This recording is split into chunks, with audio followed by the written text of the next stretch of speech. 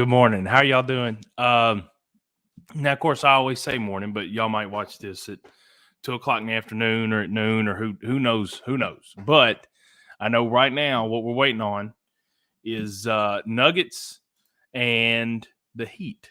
And that's one of our first takes that we're going to talk about. And you actually see me. Oh, it's tomorrow. Darn.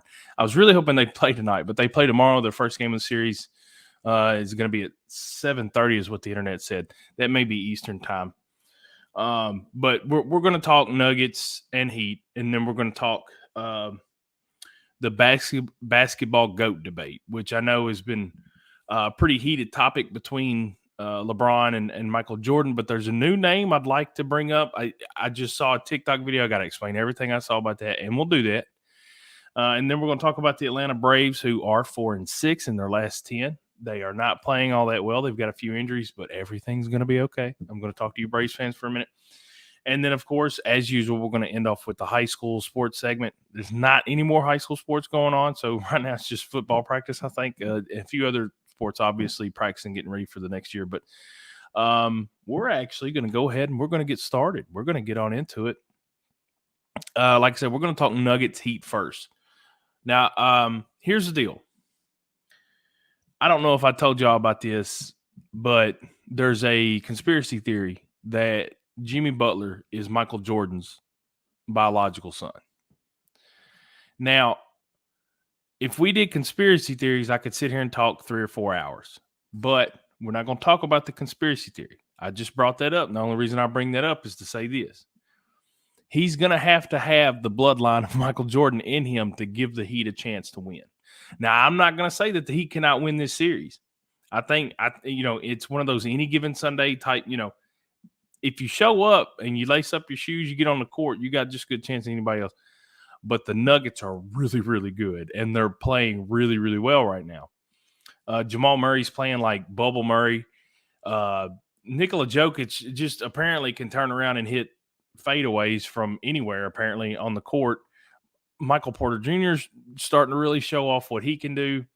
Watching that kid at Missouri, I just knew he had all the physical tools. He does shoot too much. He's a little bit of a ball hog, but yeah, I don't think it matters. I believe the Nuggets are so good that it doesn't really matter. Michael Porter Jr. can make some mistakes. Jokic doesn't have to hit turnaround jumpers from 32 foot away, even though he's going to, and he's going to drop a triple-double by halftime every game. He is nuts. And here's the thing. I understand if you're not a big basketball fan, that's okay. If you're not watching right now, that's okay. I don't watch all of every game. But I like to watch the highlights, and I like to watch Jokic play. He can pass. He runs relatively well for a man of his size and stature. He's shaped weird. He's kind of shaped like an upside down pear, but he gets up and down the court, and he can pass. He can shoot. He does everything that he needs to do. I'd love to see the Heat make this a series, kind of like how Boston did in the Eastern Conference Finals. The Heat got up 3-0. Celtics almost had the greatest comeback of all time in playoff history. Nobody had ever come down from 3-0. Celtics almost did it, but they didn't. And that's why the Heat are playing. The Heat, now, let's talk about some of their pros. Jimmy Butler, he is the main pro. And there are a few cons on this team, but Bam Adebayo is another one. And here's one that is just consistently underrated for the Miami Heat. They have who I think might be the best coach in all of basketball. Now, I don't think he's better overall than Greg Popovich, but right now, X's and O's, I don't know if anybody's better than Eric Spoelstra. And you're talking about a guy that he was in the Miami video room in the 90s, and he in the 90s, 90s, and that's a lot longer ago than most of y'all want to actually give credit for or admit to. I was born in 92, so I know how long ago the 90s were. But Spoelstra, he was a video guy in like 97, I think, for Miami, or 98 maybe, and he was able to work his way up. Now he's a head coach, and he's a good one. He's a darn good head coach. And I don't want to understate how important that is. I do think it's extremely important. Now, I get that even in the Eastern Conference Finals, they were the underdogs, and they like being the underdogs. Jimmy Butler's been an underdog his whole life. So is Spoelstra. All of these guys, they're okay with the underdog. The Nuggets are okay with being the heavy favorite because they're going to walk in and they're going to attempt to punch you square in the mouth. They know they're better than you, and they're going to step in there and try and show it. I think everything's kind of laid out on the table for us. Like I said, I'd love to see a game that goes seven, or a series that goes 7 games, but I don't see that happening. I may be wrong. If some of y'all disagree with me, let me know.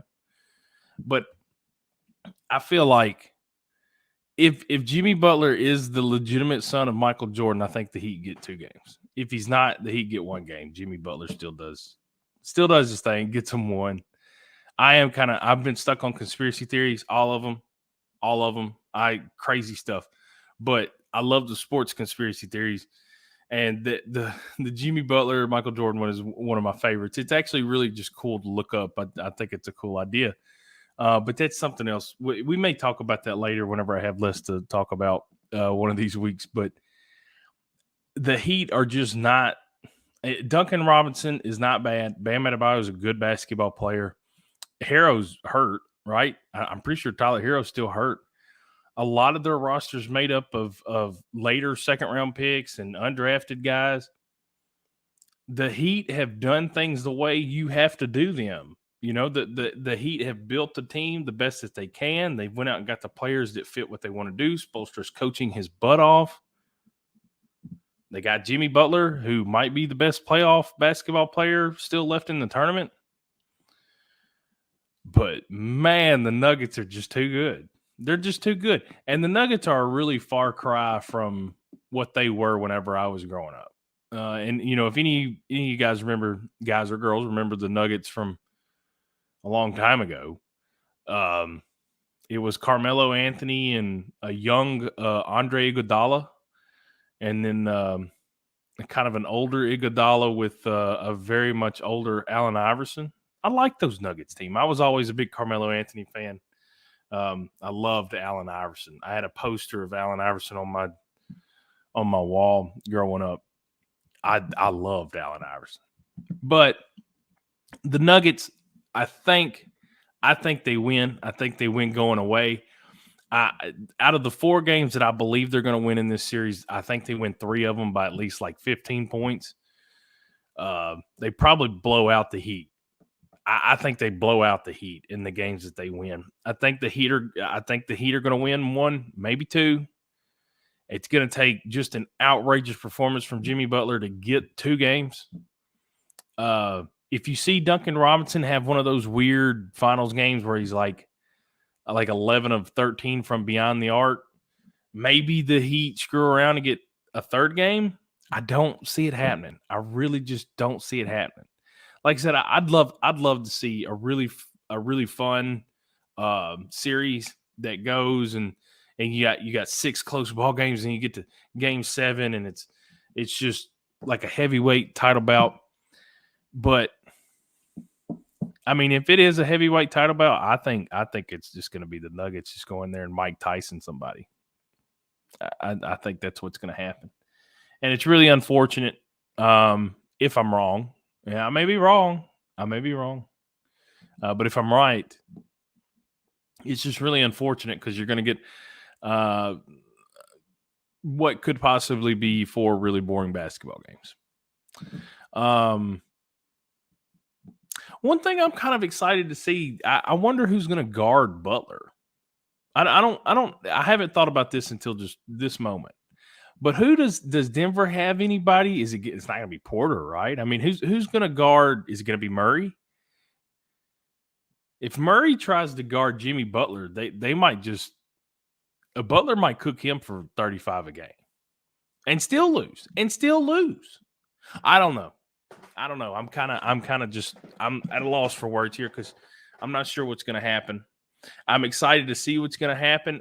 This is a really cool finals for me because it's new people. As much as I love Stephen Curry and Klay Thompson, there's no Warriors. There's no LeBron. Giannis is out. I'm trying to think. All the same usual guys are gone. This is going to be a new finals. This is going to be a new experience for a lot of people. Jokic is going to be even more on the world stage than he already has been. And, he's going to get in front of a few more eyes. I'm excited. I'm excited to see what happens. It could be fun. I don't think it's going to be. I think it's going to be 4, possibly 5 boring basketball games. And let's see. I think we're going to take a little quick commercial break. I know y'all love the commercials so much.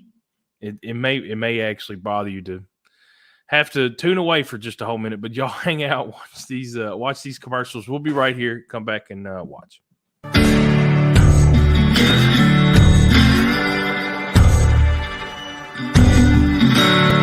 Vroom, vroom. Time for the Rackley Roofing 200, and it is going to be June 23rd out at the Nashville Super Speedway.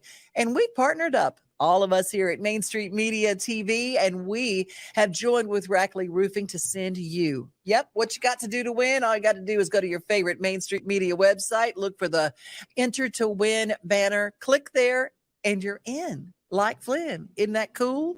Main Street Media TV and Rackley Roofing sending you to the races.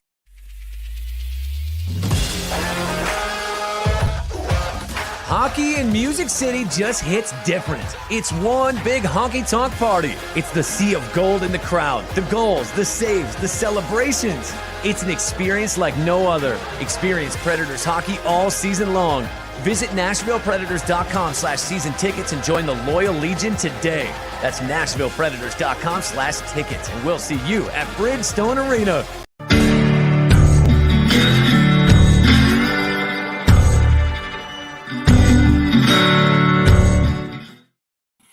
I missed the one Predators commercial. It's got the owner Dave Gould in it. I want to see that one. We need to run that one. I'm just kidding, Justin. Run whatever you got back there. But our second, if y'all haven't seen that commercial, by the way, we will have to run it one of my shows because it's, I think it was for a past promo that they already ran, but it's a really funny commercial. But we're back to the show. What was my second take? GOAT debate. It was the GOAT debate for basketball. Here's the thing. For the last few years, this has been mainly a LeBron versus Jordan thing. Some people like to bring up Kobe. Sorry, you may have heard my phone vibrate. It was a new Nike drop because I'm crazy about shoes.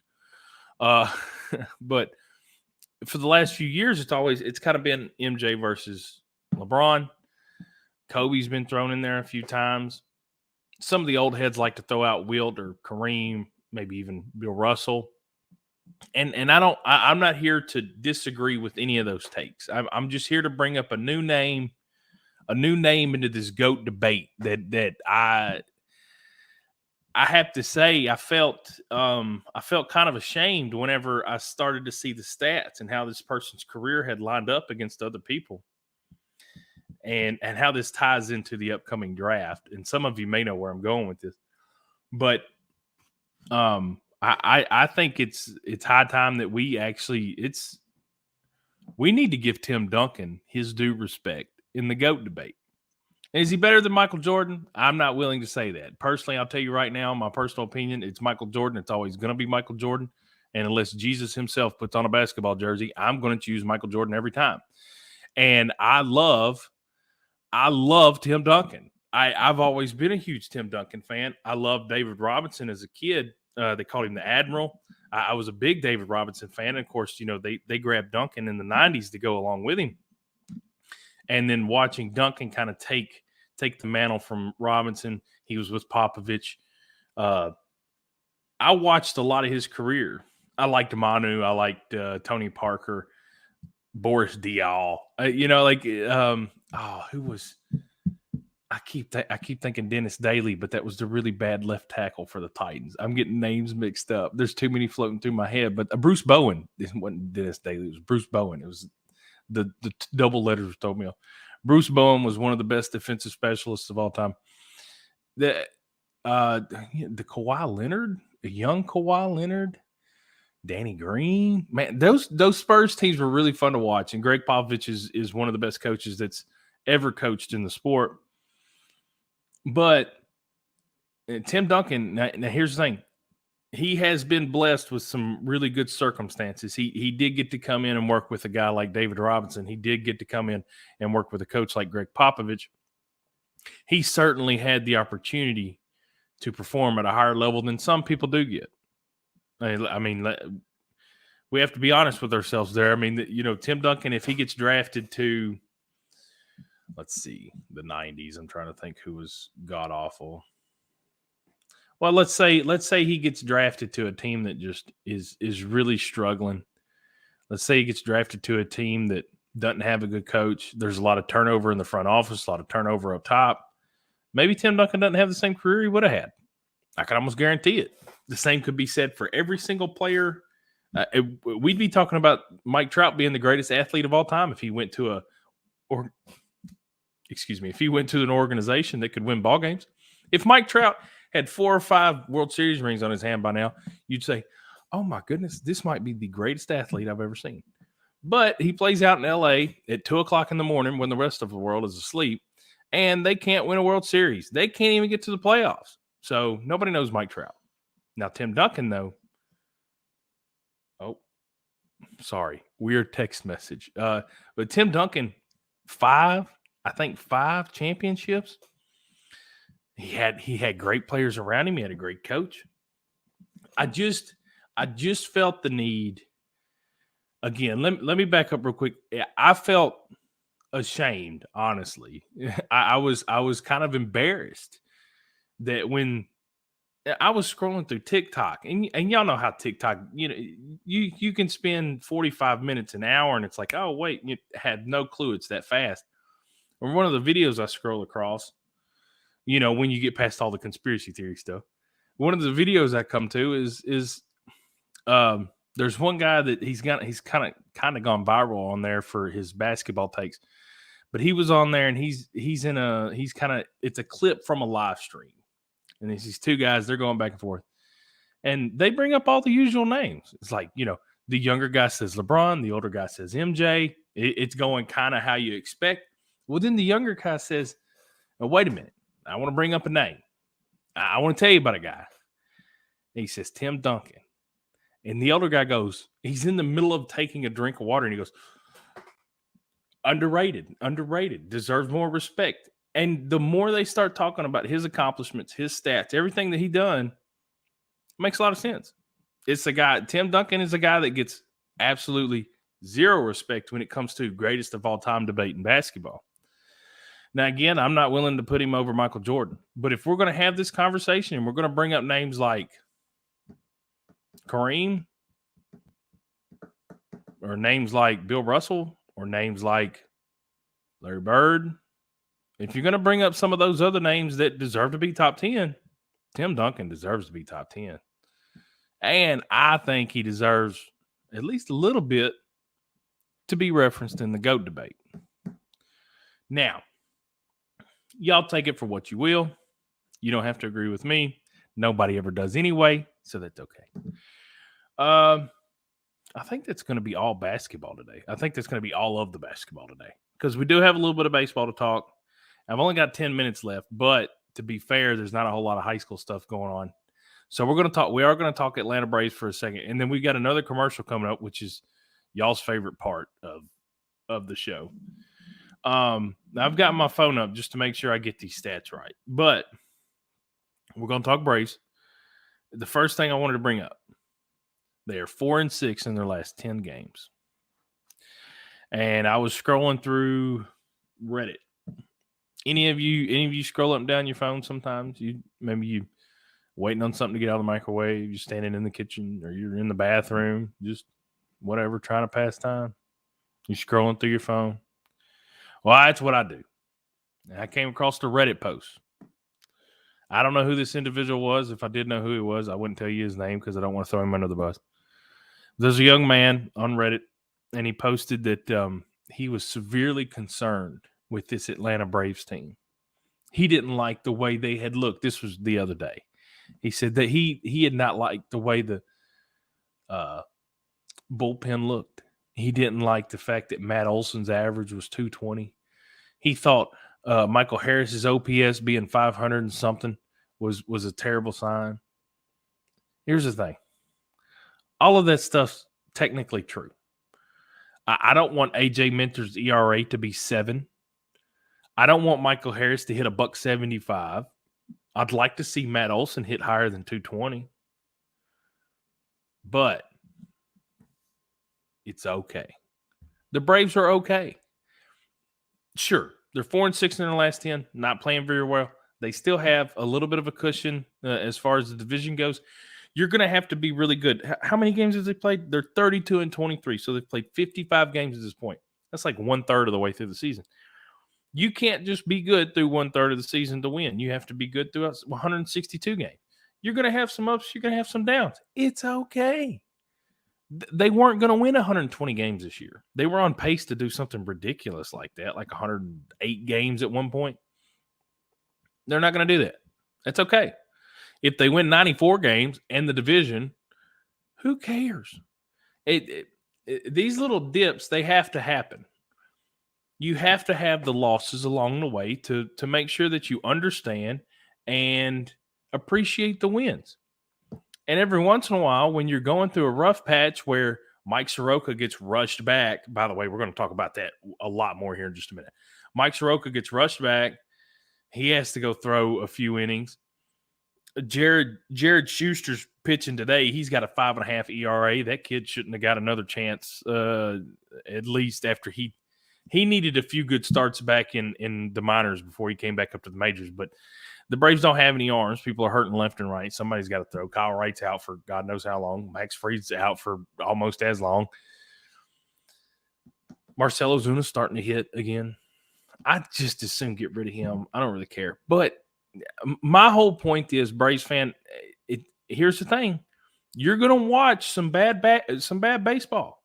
At some point, you're going to watch AJ Minter give up another blown save. You're going to watch Matt Olson go 0 for 4. You're going to see Marcell Ozuna outrun a pop fly in left field and it lands 3 foot behind him. You're going to see things like that. Over 162 games, you have mistakes. Nobody has gone 162-0. Nobody will ever go 162-0. It's just not going to happen. It's hard to be that good all the time, every day. Now, the Braves, they are certainly on a stretch. I hate losing to the Athletics. The Braves are paying like, who's the highest on the payroll for the Braves? I'm trying to think. You could probably take Ronald Acuna and Matt Olson, put their payroll together, which I think is somewhere around $30 million, and it's probably close to what the Athletics payroll is in total. The Athletics are all of, what is their record? Let's just look. 12-45. And 2 of those wins are in the last 48 hours against the Atlanta Braves. Does that suck? Absolutely. Does it matter in 2 months when the Braves are 6 games ahead of everybody else in the NL East? No, it doesn't. It's okay. They're allowed to lose a few games. They're allowed to play like crap every once in a while. Again, I think the injuries, they kind of suck. I'd love to see Atlanta be truly healthy, because then this doesn't happen. You don't lose to Oakland. But, again, read the bottom. It's right. My finger it's right too close. Right there. Braves are okay. They are okay. They will be okay. They may not win the World Series. I'm not saying that, the Braves are just going to figure everything out. They're going to finish up the season, with a 105 and 57 record or whatever. Would that be the right math? That is the right math. I'm not saying that's going to be their final record. I'm not saying the Braves are going to win the World Series. They're not going to run through the playoffs like they did and win the World Series a few years ago. Probably. I'm not saying that's going to happen. What I'm saying is, in 6 weeks, when we look back at this little very short span of games where Atlanta has played not too great, you're going to go, whew, glad they didn't play like that all year. They're going to be okay. They're going to hit. They're going to play defense. They're going to field. Playing defense and fielding is the same thing. I just keep talking. I'm mumbling at this point. But they're hopefully they get healthy. If they don't get healthy, it's going to be harder to do the things you've done. It's going to be harder to do the things they've done consistently at a high level. But do you want to get healthy? They've been hitting. Ronald Acuna is MVP right now. The season ended. Austin Riley's been hitting 260. He's got to catch up. It's going to be okay. I think all these guys are going to get lined up. Justin told me we might have to skip the last commercial. That's on me. I am going to talk. Justin, we can run that commercial real quick. I'm just going to say one more thing about Mike Soroka. I am so happy to see Mike Soroka back on the mound. I hate the fact that he got rushed back. He did not have the best start he was looking for. But Atlanta's going to be okay. Mike Soroka's back. Excuse me, his name's Michael Soroka now. He wants to go by Michael. So Michael Soroka's back.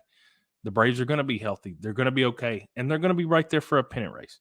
Now, Justin, I think we're going to go ahead. We are going to take our last commercial break.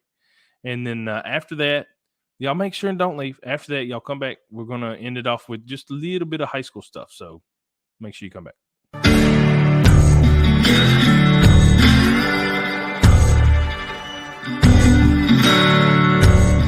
Tired of hanging lights every year? We get it. That's why Southern Nights is here to help. We install programmable lighting on your home or business so you can enjoy beautiful, customizable lighting all year round. No more ladders, tangled lights, or cold nights outside. We do the work, you do the celebrating. Call Southern Nights today and take the hassle out of holiday lighting forever. For a free quote, give us a call at 931-241-3074 or visit our Facebook page at Southern Nights.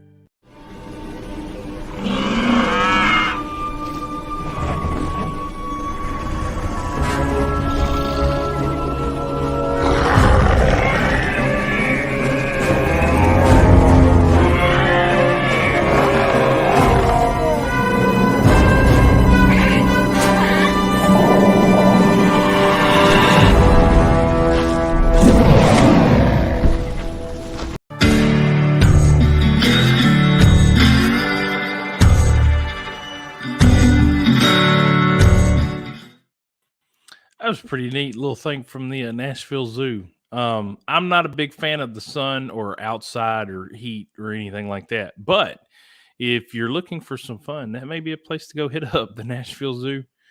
Now, thanks for coming back. We do have just 2 minutes here, and I'm going to kind of run through what I've got, and it's really nothing.